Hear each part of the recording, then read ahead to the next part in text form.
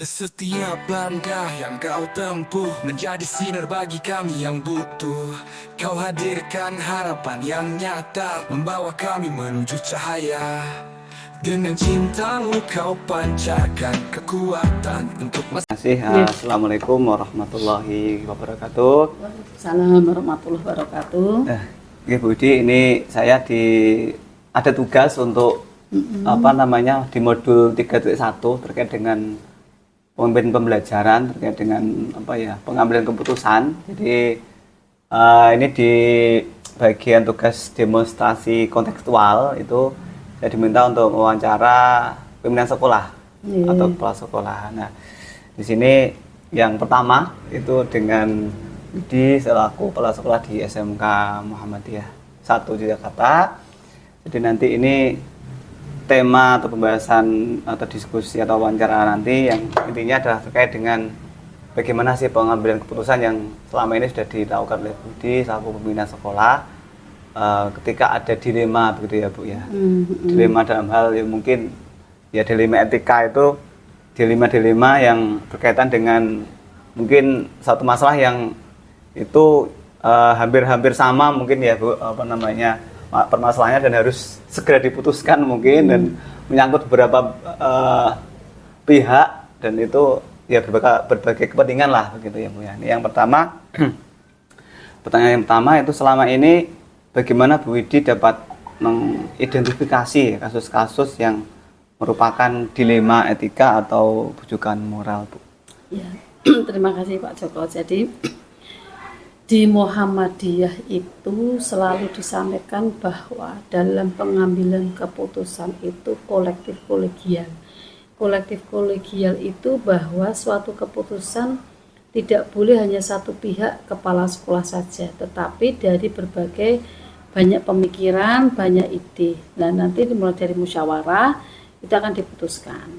Nah, tetapi memang kepala sekolah kadang harus memiliki keputusan yang itu otorisasi ya, itu kan pada kasus tertentu. Nah, kalau dalam mengidentifikasi tentu saja kalau kepala sekolah itu kan melalui pengamatan. Pengamatan itu bisa dilakukan pengamatan sendiri oleh kepala sekolah atau unit kerja. Jadi pengamatan bahwa misalnya kalau program kerja ini jalan enggak, ya, kalau itu misalnya kasus anak kesiswaan itu sejauh mana. Jadi kita satu pengamatan dulu, yang kedua kita padukan bahwa kalau itu berbicara program kerja itu seperti ini, kok jalannya seperti ini. Misalkan ada kasus itu seperti ini terjadi, tata-tatanya seperti apa. Ini kan berarti harus ada yang terjadi ketimpangan di lapangan dengan yang idealitasnya.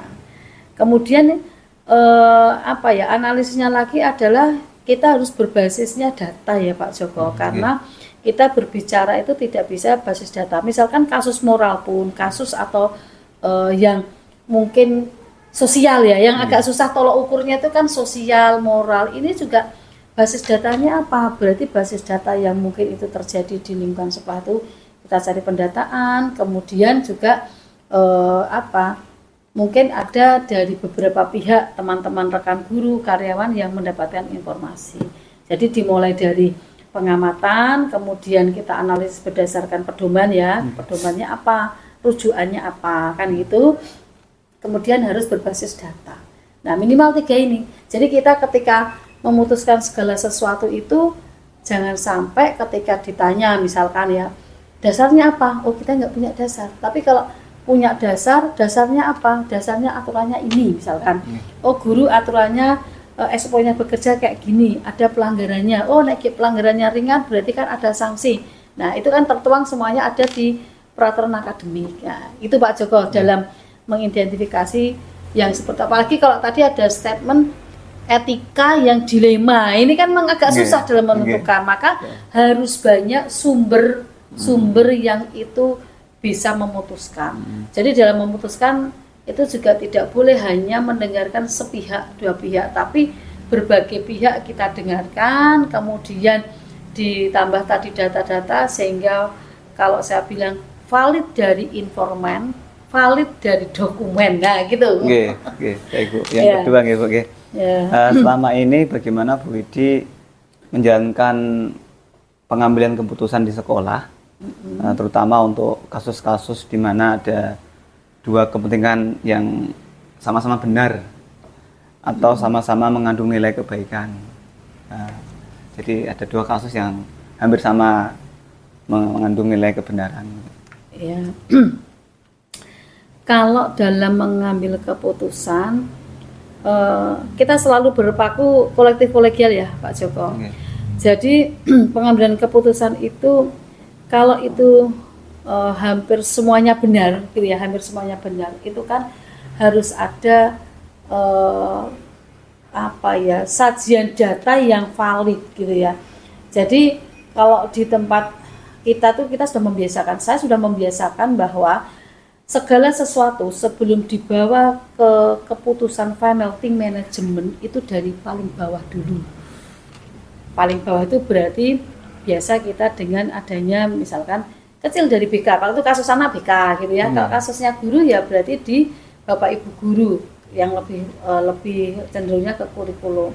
Dari tingkat di situ dulu. Nah, kemudian nanti setelah itu kan ternyata unit kerja itu sudah mencari informasi terkait ini nih, maka unit kerja akan membawa pada rapat tim manajemen. Nah, kalau sudah pada rapat tim manajemen misalkan diputuskannya itu sudah bisa diterima, oke. Tetapi kalau misalkan tidak diterima, misalnya dua pihak tidak diterima oleh dua pihak, ya berarti kita harus, kalau di MUHI itu yang terakhir adalah konferensi kasus Pak. Konferensi kasus itu adalah kita menghadirkan semua pihak yang terkait dengan masalah tersebut. Nah, kalau sudah konferensi kasus, itu sudah semua pihak harus berbicara dengan jujur gitu ya. Kemudian pembicaraan dari berbagai pihak kita cocokkan dengan data yang masuk. Kalau ada data yang geseh, berarti harus ditabayunkan, kita klarifikasikan. Kalau ternyata antara data yang masuk dengan statement dari pihak-pihak itu sama, ya udah berarti langsung ambil keputusan. Nah, keputusan ini pun juga harus kita pertimbangkan, jangan sampai bahwa keputusan itu akhirnya ada yang dirugikan, ada yang merasa tidak adil. Ya, ini yang agak susah ini, menganggap bahwa iki adil untuk Pak Joko, ini adil untuk Bu Ang, untuk Bu C, itu kan agak susah karena persepsi beliau-beliau itu kan pasti berbeda. Tapi adil di sini adalah adil dan tidak merugikan dari pihak mana. Kalau itu kejadian siswa berarti tidak untuk siswanya, untuk lembaganya. Kalau itu guru ya jangan sampai merugikan siswanya, sekolahnya, gurunya yang bersangkutan. Nah, ini memang butuh pemikiran jernih ya. Maka kalau saya secara pribadi sebagai kepala sekolah, ketika ada permasalahan yang dilema-dilema seperti ini, saya butuh informan, saya butuh data, saya butuh harus berkonsultasi pada struktural di atasnya. Misalkan kalau kita ya konsultasi pada dinas, konsultasi pada persyarikatan, sehingga ketika kita memutuskan tidak disalahkan, dan kita konsultasi apakah kita sudah betul ketika kasusnya berat seperti ini, itu kita baru mengambil data seperti ini. Nah, ini perlu, karena tadi saya sampaikan jangan sampai kita dianggap keputusan merugikan, ada yang merasa dirugikan. Gitu, baik Bu. Yang ketiga ya Bu Widi, ya. Langkah-langkah atau prosedur seperti apa yang biasa Bu Widi lakukan itu selama itu tadi, selama ada masalah tadi? Oh ya, oke. Kalau permasalahan siswa, SOP-nya adalah ketika masalah itu ringan hanya cukup selesai di wali kelas. Ketika wali kelas tidak mampu untuk menghandle permasalahan ini, berarti naik ke BK. Nah, BK ini biasanya disambati sopo. BK akan kerjasama dengan Pokja Kesiswaan. Nah, jadi ada tahapannya. Nah, kalau sudah selesai di BK sama kesiswaan, itu sudah cukup Pak Joko. Tidak perlu, karena tidak semua permasalahan itu harus naik ke kepala sekolah. Gitu ya. Meskipun bukan berarti kepala sekolah kan menghindari itu, tidak. Karena kepala sekolah diberikan kan banyak ya, sehingga kalau sudah cukup di BK, oke selesai. Nanti BK setelah diputuskan hanya laporan kepada kepala sekolah, gitu ya. Nah, kalau ada yang bimbang, ragu, kemudian wah ini bukan kewenangan kita, berarti setelah BK naik ke Pokja Kesiswaan, maka kesiswaan akan menyampaikan kepada kepala sekolah. Nah, ketika kepala sekolah sudah mendapatkan informasi, kepala sekolah tidak serta-merta itu langsung memutuskan. Jadi kalau misalkan masalah yang ringan, oke lah ini masih bisa. Tapi kalau itu agak berat, itu keputusannya melalui tim manajemen, gitu ya. Itu kalau yang untuk siswa. Kalau misalnya permasalahan guru itu kan banyak. Permasalahan guru itu bisa masalah sosial, masalah profesionalisme, atau Pak? Nggih. Masalah hubungan sosial, kenyamanan kerja, misalnya kayak gitu Nggih, ya. nggih. Itu berarti muaranya pada unit kerja masing-masing, ya toh? Misalnya kalau kesulitan, misalnya guru sering datang terlambat, misalkan guru tidak disiplin, berarti ini di bawah unit kerjanya Pokja Kurikulum. Maka SOP-nya adalah kurikulum wajib membina dulu. Kalau 1 sampai 3 ditegur, diingatkan, kok tidak ada perubahan, itu baru pada kepala sekolah. Jadi kalau misalnya pengajaran kan bisa ke kurikulum, ke kombel ya Pak, misalkan. Nah, tapi kalau kedisiplinan termasuk hubungan kerja itu misalnya menumpuk perangkat atau soal, ini kan bisa merugikan teman-teman yang lain. Nah, itu bisa langsung nanti kurikulum sudah tidak tidak bisa menghandle lagi, ya sudah langsung pada kepala sekolah. Nah, kalau guru itu langsung pembinaannya pada kepala sekolah. Kalau cukup sampai dengan kepala sekolah, kita tidak perlu ke persyarikatan. Nenek parah misalkan, ya harus sampai ke persyarikatan, itu harus persyarikatan. Cuma kan kasus-kasus tertentu itu di PDM gitu ya, di PDM itu juga ada tahapannya. Jadi tidak serta-merta siswa, guru itu ketika terjadi misalkan kasus pelanggaran langsung didel, itu nggak bisa. Jadi memang ada tahapan-tahapannya dan itu harus dilalui gitu. Gitu Pak Joko. Oke, baik Bu. Selanjutnya untuk yang keempat Bu. Hal apa yang selama ini Bu Widi anggap efektif dalam pengambilan keputusan pada kasus-kasus dilema etika Bu? Yang lebih efektif adalah yang dianggap efektif gitu, yang dianggap Bu Widi efektif dalam pengambilan keputusan. Kalau dalam mengambil keputusan efektif itu sebenarnya tergantung style kepala sekolah ya Pak. Kan kepala sekolah itu punya style dalam menyelesaikan masalah. Kalau saya ditanya efektif, saya sebetulnya lebih cenderung senang efektif itu YBS, kemudian unit kerja kepala sekolah rampung, begitu ya. Tapi itu tadi kita harus ada tataran-tataran. Tapi kalau misalkan itu tidak parah ya langsung Pak. Jadi YBS, unit kerja kepala sekolah di titik kepala satu harus selesai. Maka efektivitasnya adalah ketika terjadi segala sesuatu itu langsung unit kerja laporan, gitu ya. Saya tipe orang tidak mau bahwa ada permasalahan itu yang menyampaikan kepada saya itu malah bukan unit kerja yang bersangkutan. Misalnya masalah guru, kok malah saya nyampaikan kok Wakasar Plus misalnya, itu saya malah nggak suka.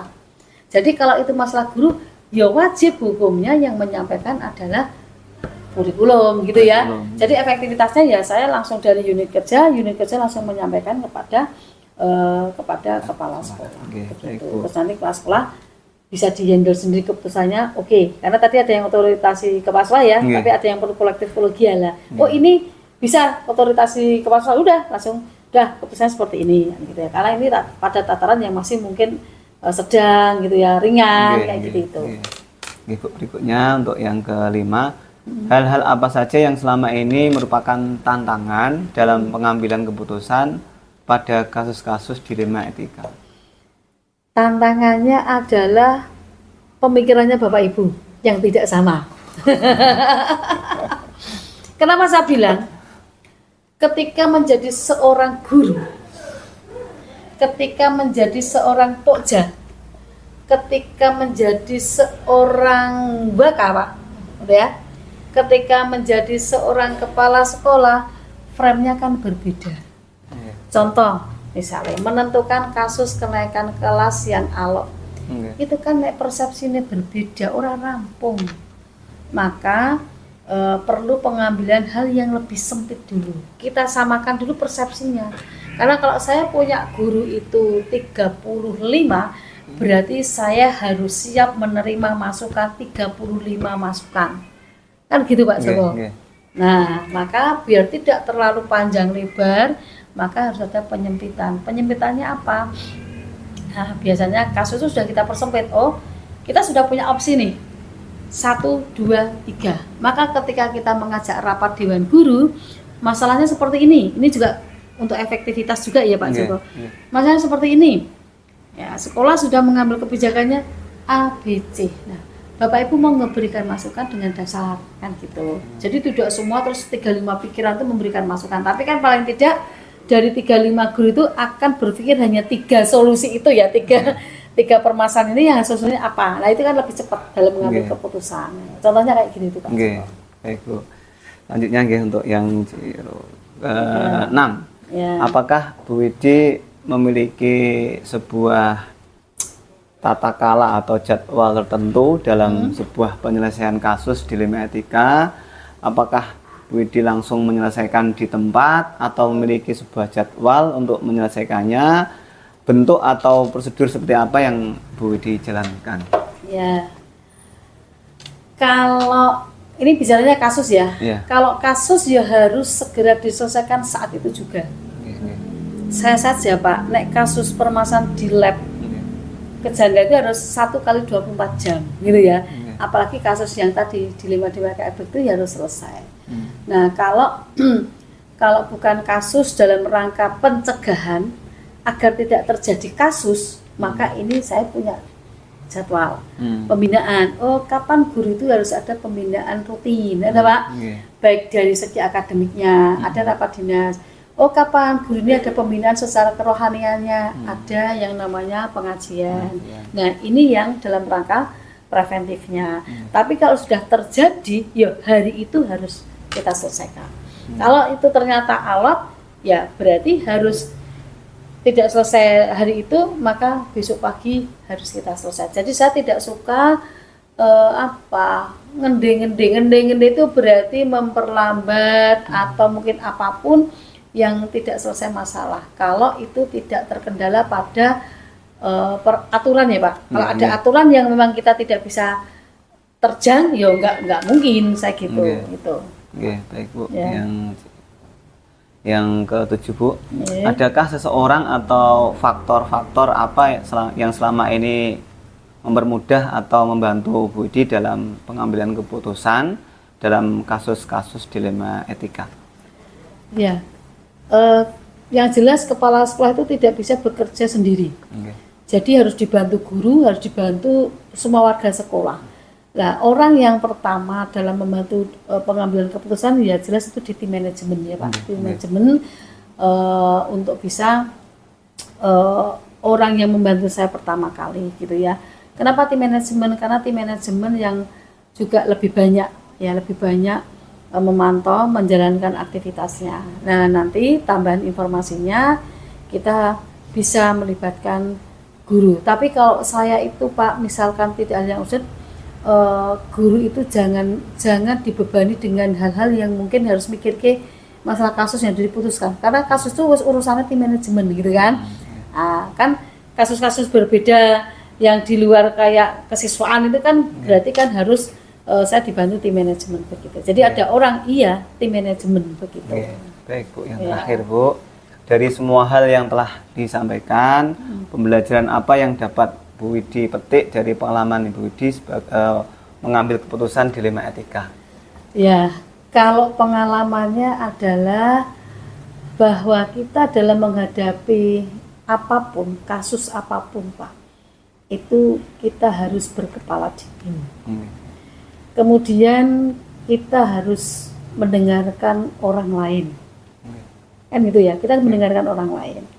Kemudian kita juga harus bisa bersikap, ini mungkin agak susah ya, bersikap normatif normal, tidak memihak dulu.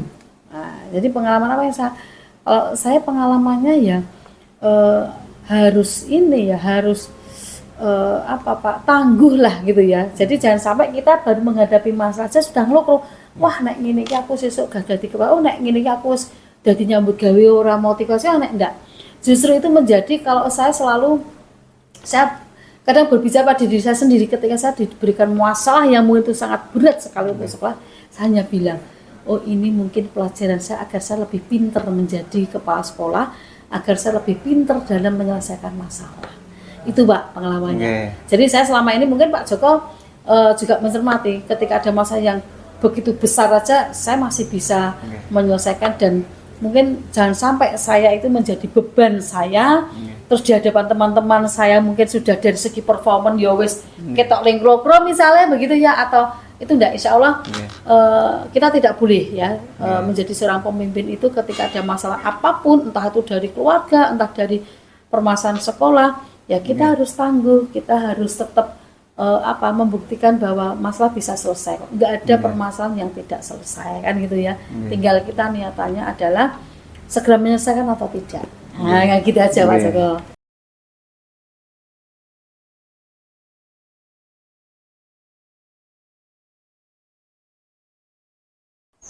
Assalamualaikum warahmatullahi wabarakatuh, Bu Tita. Waalaikumsalam warahmatullahi wabarakatuh, Pak Joko. Nggih, mohon maaf Bu, ininya di sela-sela kesibukan Bu Tita. Ini saya nyempil waktunya. Ya. Ini terkait dengan tugas yang harus saya selesaikan terkait Ya. dengan kegiatan demonstrasi kontekstual, Ya. yaitu di modul 3.1 terkait Ya. dengan pengambilan keputusan. Begini Bu Tita, ini langsung saja Bu Tita untuk Ya. yang pertanyaan yang pertama. Selama ini bagaimana Bu Tita dapat sebagai kepala sekolah dapat mengidentifikasi kasus-kasus yang merupakan dilema etika atau bujukan moral, Bu? Ya. Tentunya saya di sekolah itu banyak sekali kasus ya yang terjadi di sekolah saya, baik itu yang mengenai anak didik saya maupun orang tua ataupun dengan rekan sejawat. Nah, itu saya dalam mengambil keputusan mengidentifikasi masalah itu tidak serta-merta saya memutuskan sepihak. Itu harus kepala sekolah yang menentukan, yang lainnya tidak boleh ikut campur. Itu tidak, tetapi saya harus mengidentifikasi dulu beberapa persoalan itu sehingga nanti saya dalam mengambil keputusan itu tidak ada kesalahan. Sekalipun yang namanya keputusan itu nanti mungkin tidak semuanya bisa menerima keputusan kita, gitu Pak. Ya, jadi kasusnya diidentifikasi dulu ya Bu ya, nanti Iya. langkah pertama. Iya, betul. Baik, kemudian selanjutnya Bu, untuk yang pertanyaan berikutnya, selama ini bagaimana Bu Tita dalam menjalankan pengambilan keputusan di sekolah, terutama untuk kasus-kasus di mana ada dua kepentingan yang sama-sama benar atau sama-sama mengandung nilai kebajikan? Ya, tentunya saya nanti menguji semuanya dalam arti menyelesaikan itu menggunakan beberapa prinsip, yaitu tadi yang benar melalui benar itu ada 4 paradigma etikanya ya Pak Joko ya, kalau nggak salah. Itu kalau benar lawan benar itu misalnya kalau di tempat saya itu kasus tentang, bukan kasus ya, permasalahan itu tentang tata tertib yang mana itu sudah diputuskan bersama, tetapi masih ada beberapa guru yang masih belum bisa melaksanakan tata tertib itu dengan baik. Contohnya, kita ada SOP penyambutan anak di depan. Kalau untuk di TK, penyambutan anak di depan iya. Tetapi kita juga ada SOP tentang melayani atau mendampingi anak saat kegiatan bermain. Nah, begitu jam pelajaran belum masuk, itu masih kegiatan bermain pagi itu, ada beberapa guru yang penyambutan, ada beberapa guru yang harus menemani anak. Itu sudah ada SOP-nya dan sudah ada jadwalnya. Nah, kadangkala beberapa guru itu entah atas dasar lupa atau mungkin yang lainnya itu kebanyakan pada kepenyambutan anak. Sedangkan dalam pendampingan anak saat anak bermain itu tidak ada. Jadi kadangkala saya ngerasa gimana ya caranya untuk mengingatkan kepada teman-teman saya, kepada guru-guru saya bahwa ada pembagian tugas sesuai jadwal yang di depan tadi. Karena semuanya benar, semuanya harus menyambut anak benar, tetapi juga harus ada namanya pengawasan anak. Karena namanya anak-anak itu kalau tidak diawasi takut membahayakan dan kita nanti kalau ada sesuatu nanti orang tua bisa menyalahkan kepada kita karena tidak ada guru yang mendampingi. Iya, Nah, iya. seperti itu. Oke. Baik, Bu. Jadi ada mungkin pembagian apa ya, lebih kepada tugas yang sudah dibagi tadi itu mungkin lebih di apa ya, Bu? Ya, dilaksanakan sesuai dengan seharusnya gitu ya, Bu. Iya. Baik, kemudian berikutnya Bu, untuk yang pertanyaan ketiga, langkah-langkah atau prosedur seperti apa yang biasa Bu Tita lakukan selama ini? Biasanya yang saya lakukan untuk mengingatkan teman saya itu, biasanya saya melalui teguran pertama itu biasanya lewat WA. Kalau misalnya saya nggak bisa bertatap muka karena beliau begitu setengah 8 kan sudah harus masuk kelas, jadi saya belum ada kesempatan, sedangkan saya kadang kala banyak kegiatan keluar, dan itu nanti saya adakan langkah pertama biasanya lewat grup WA dulu. Grup WA saya kasih tahukan bahwa mengingatkan, bukan menegur, tetapi lebih ke mengingatkan kepada teman-teman itu untuk lakukan SOP sesuai dengan prosedur yang ada di sekolah dan sesuai dengan jadwalnya. Kalau memang si guru A, B, C itu memang jadwalnya ada di depan, silakan melakukan kegiatan di depan di pagi hari. Sedangkan jadwal untuk pendampingan anak, silakan melaksanakan pendampingan anak yang ada di belakang. Jadi tidak perlu mengingatkan lagi, atau guru itu bisa saling mengingatkan begitu.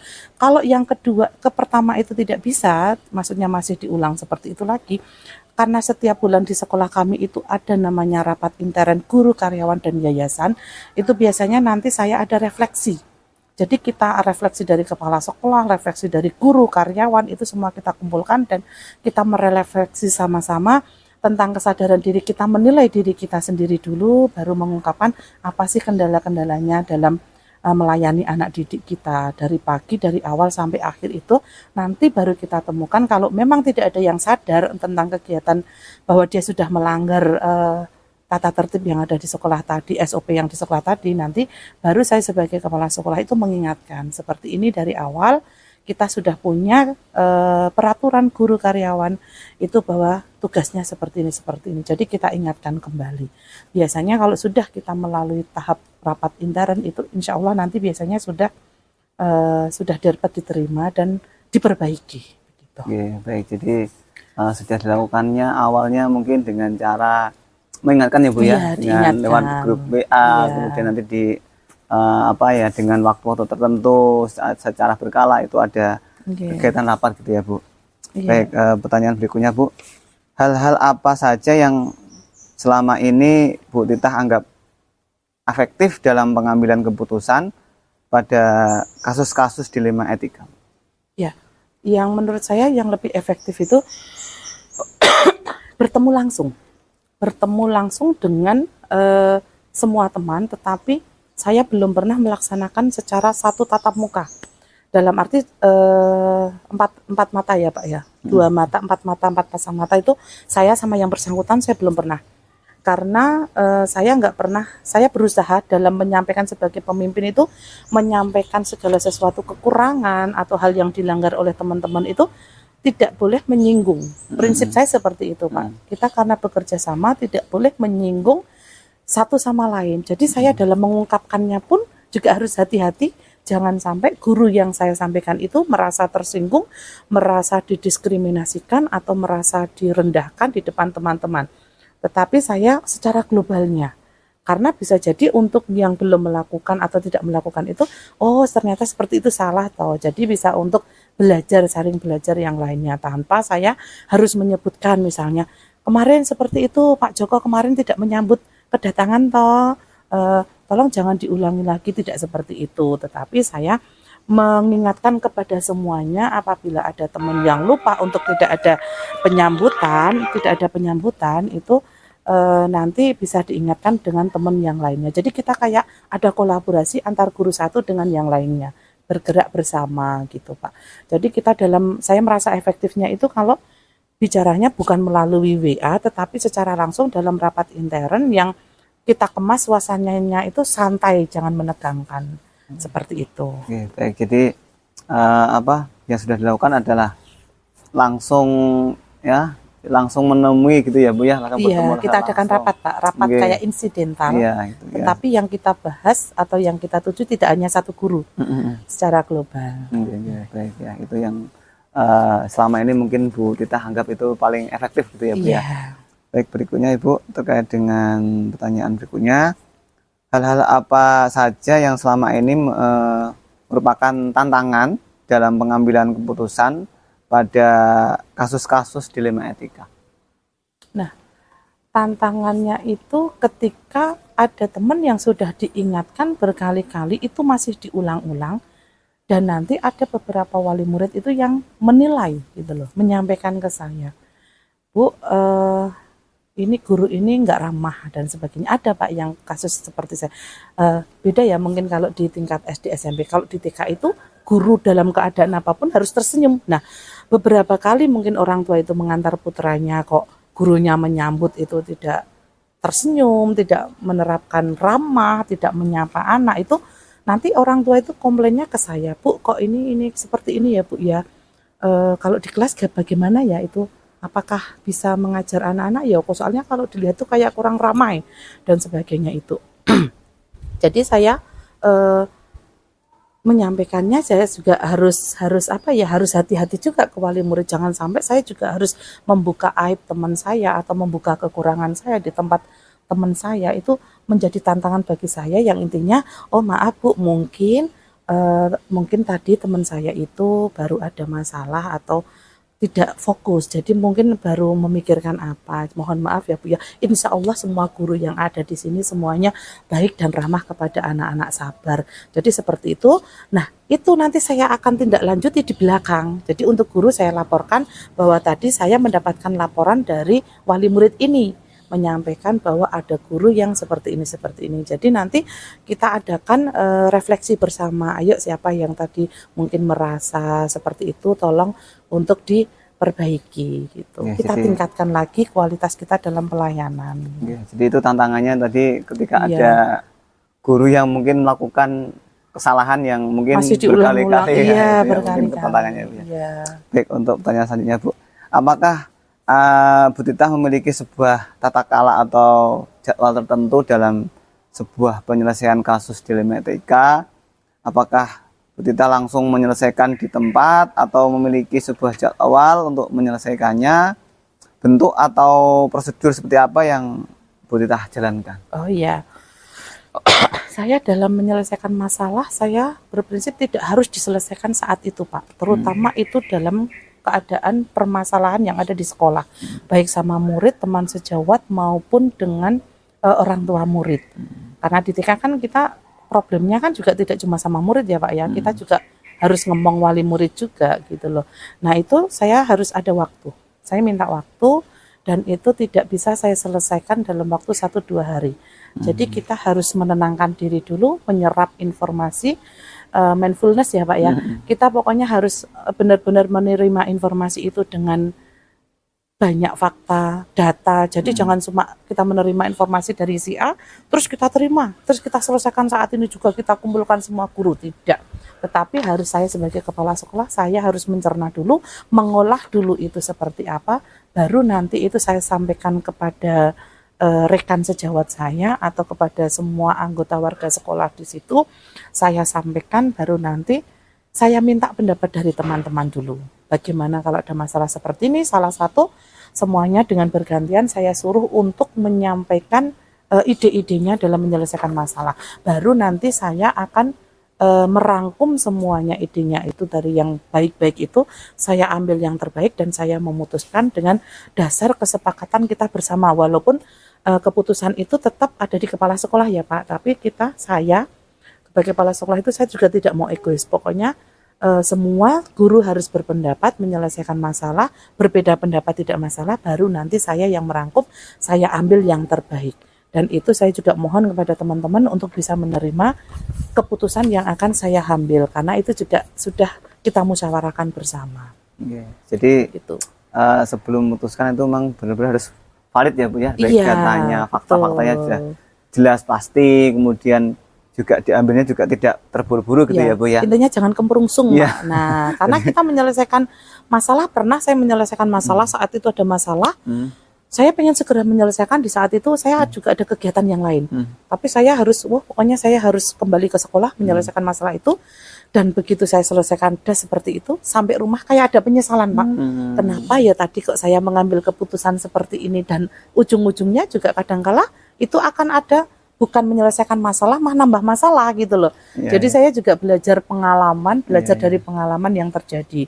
Jadi kalau ada masalah, oke, kita terima, kita respon, kita tindak lanjuti, pelan-pelan kita serap dulu, kita tenangkan dulu pikiran kita. Kalau itu berhubungan dengan saya atau kepala sekolah, kalau berhubungan dengan teman, ya teman saya relaxkan dulu semuanya, baru nanti saya ajak untuk masuk ke persoalan yang pokok. Gitu. Ini butuh waktu ya Bu ya. Iya, betul. Waktu yang cukup untuk bisa memutuskan hal yang itu mungkin tidak mudah gitu ya Bu. Iya Pak. Soalnya kadang-kala ada yang minta segera diselesaikan gitu loh, nggak sadar. Gitu. Padahal ternyata kita sebagai pucuk pimpinan tuh harus punya alasan atau landasan mungkin gitu ya Bu. Iya.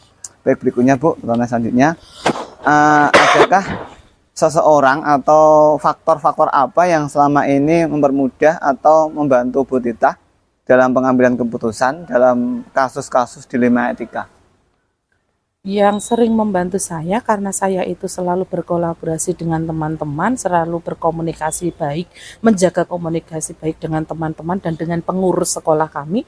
Jadi kalau ada masalah yang memang saya tidak bisa menyelesaikan sendiri itu, saya tidak malu-malu atau tidak segan-segan untuk meminta bantuan kepada teman maupun pengurus sebagai atasan saya. Jadi saya dalam mengambil langkah sangat berhati-hati, jangan sampai salah.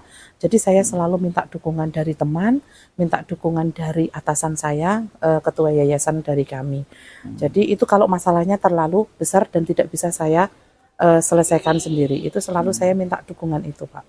Jadi tetap apa yang kita putuskan itu ada seseorang yang membantu lah Bu ya, jadi supaya nanti biar ada mungkin kayak seseorang yang nanti bisa mendukung begitu ya Bu ya. Memberi masukan, Pak. Walaupun masukan itu kadang-kala bisa kita terima, bisa kita nggak terima juga, dalam arti masukannya baik, bisa kita laksanakan. Tapi kalau kayaknya kurang sreg ini kalau saya lakukan, nanti itu kita olah lagi nanti. Bu, itu ya Bu yang mungkin Bu Tita sudah lakukan. Kemudian terakhir Bu, pertanyaan terakhir, dari semua hal yang telah disampaikan, pembelajaran apa yang dapat Bu Tita petik dari pengalaman Bu Tita mengambil keputusan dilema etika? Yang saya petik itu adalah saya sebagai kepala sekolah itu harus bisa masuk ke semua lapisan. Baik itu lapisan anak-anak didik saya harus bisa memahami anak itu seperti apa dalam menyelesaikan masalah. Saya harus bisa mengerti kebutuhan anak, karakteristik anak. Terus yang kedua, saya harus bisa memahami juga sebagai pendidik guru TK itu luar biasa. Jadi tidak hanya tepuk dan nyanyi saja sebagai guru TK itu, memang harus kesabarannya memang harus penuh dan butuh energi yang benar-benar kuat. Jadi saya harus bisa memahami juga posisi teman-teman saya sebagai pendidik guru TK itu, bahwa menjadi guru TK itu tidak mudah dan tidak semua orang sanggup untuk menjadi guru TK. Dan untuk saya sebagai wali murid, sebagai kepala sekolah menghadapi wali murid, saya juga harus paham sebagai wali murid yang mana sudah mempercayakan putra-putrinya di sekolah, masih anak usia dini, sangat berpengaruh juga dalam membentuk karakter mereka kalau mendapatkan sekolah dengan pengajaran atau pembelajaran atau fasilitas yang kurang. Juga saya sebagai wali murid, saya juga kayak nggak senang juga gitu loh. Jadi saya harus dalam mengambil keputusan itu, saya harus bisa memposisikan jika saya sebagai murid, memposisikan jika saya sebagai guru, saya sebagai kepala sekolah, dan saya sebagai wali murid. Jadi semua itu harus benar-benar dipikirkan secara matang agar nanti keputusan yang kita ambil itu tidak ada penyesalan, sekalipun tidak semuanya bisa menerima keputusan kita, tapi setidaknya itu sudah difikirkan matang-matang oleh seorang kepala sekolah. Oke, Bu. Jadi intinya karena kita sebagai penyelenggara sekolah itu kita Iya. diberi amanah Ibu ya, Iya. oleh orang tua untuk menyekolahkan anaknya di Iya. tempat ya sekolah yang mungkin Bu Titah pimpin. Berkualitas ya, pengennya yang tentunya kayak gitu. orang tua juga mengharapkan putra-putrinya itu menjadi orang-orang yang apa ya memperoleh apa yang seharusnya menjadi harapan dari orang tua itu Iya. gitu ya. Dan kita sebagai ya guru atau mungkin pembinaan sekolah itu ya memiliki kewajiban untuk apa bertanggung jawab dalam penyelenggaraan kegiatan di sekolah. Ya. Demikian Bu Titah atas kesempatannya hari ini saya mengucapkan banyak sekali terima kasih yang setinggi-tingginya buat Bu Titah sudah menyempatkan berkenan untuk saya wawancarai hari ini. Iya. Ini luar biasa sekali. Selanjutnya nanti mungkin akan berikutnya di kesempatan yang akan datang mungkin ada hal-hal lain nanti mungkin bisa kita diskusikan lagi. Iya. Tapi intinya untuk hari ini sudah cukup Bu Titah. Iya. Terima kasih. Iya, Assalamualaikum sami-sami, Pak warahmatullahi Joko. wabarakatuh. Waalaikumsalam warahmatullahi wabarakatuh. Iya, ini Setiap langkah yang kau tempuh menjadi sinar bagi kami yang butuh. Kau hadirkan harapan yang nyata, membawa kami menuju cahaya. Dengan cintamu kau pancarkan kekuatan untuk masa depan yang gemilang. Guru penggerak, bergerak, bergerak dan menggerakkan, menyalakan api perubahan, menginspirasi setiap impian. Oh, oh, oh. Guru penggerak, bergerak, bergerak dan menggerakkan. Oh, setiap hari kau menjadi pelita.